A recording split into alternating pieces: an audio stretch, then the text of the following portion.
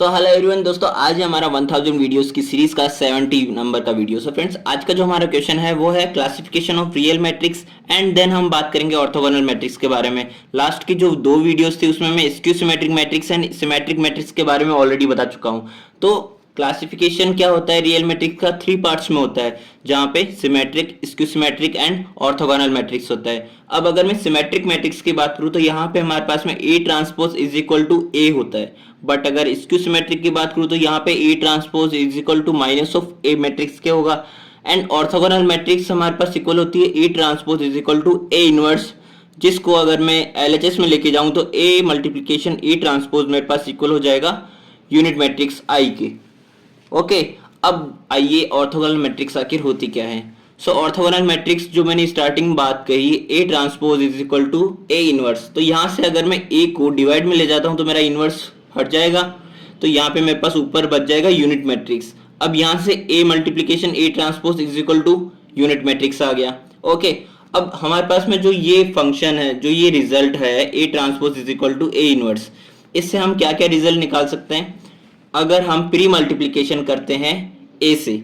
तो अगर यहाँ पे प्री मल्टीप्लिकेशन इट मीन्स यहाँ पे बिफोर मल्टीप्लिकेशन करेंगे तो हमारे पास में दोनों साइड ए से मल्टीप्लाई हो जाएगा एंड ए इनवर्स हमारे पास में यूनिट मैट्रिक्स आता है, और यहाँ पे A and A transpose as it is रहेगा।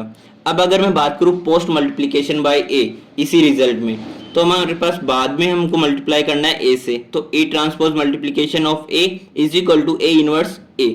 अब यहाँ पे ए एंड ए इनवर्स हमारे पास क्या होता है, यूनिट मैट्रिक्स, तो अगेन मेरे पास में A transpose multiplication of A is equal to I हो जाएगा।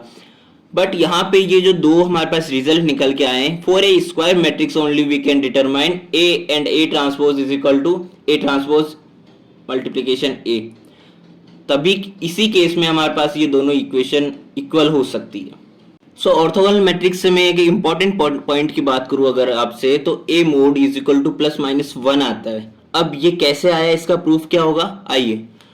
सो A and A transpose is equal to I होता है। अगर हम बोथ साइड्स इनका मॉड्यूलस लेते हैं, देन यहाँ पे मल्टीप्लिकेशन प्रॉपर्टी से आप ये चीज जानते हो कि multiplication of A B C को आप individually multiplication of A, multiplication of B and multiplication of C लिख सकते हो।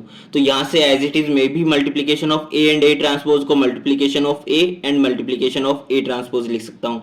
एंड यूनिट मैट्रिक्स की प्रॉपर्टीज से आप जानते हो कि जब यूनिट मैट्रिक्स का हम मॉड्यूलस लेते हैं तो हमारे पास में 1 आता है, तो यहाँ पे 1 आ जाएगा। And modulus of A is equal to modulus of A transpose होता है, ये मैंने बताई थी प्रॉपर्टीज ऑफ ट्रांसपोज मैट्रिक्स में। सो यहाँ पे दोनों साइड हमारे पास में मॉड्यूलस ऑफ ए हो जाएगा ये। So modulus of A multiplication हो जाएगा मॉड्यूलस ऑफ ए का whole square is equal to 1 and modulus of A is equal to plus minus 1 हो जाएगा। तो ये था हमारे पास इसका प्रूफ, जहाँ पे हमने फाइनली कंक्लूड किया modulus of A is equal to plus minus 1 होता है।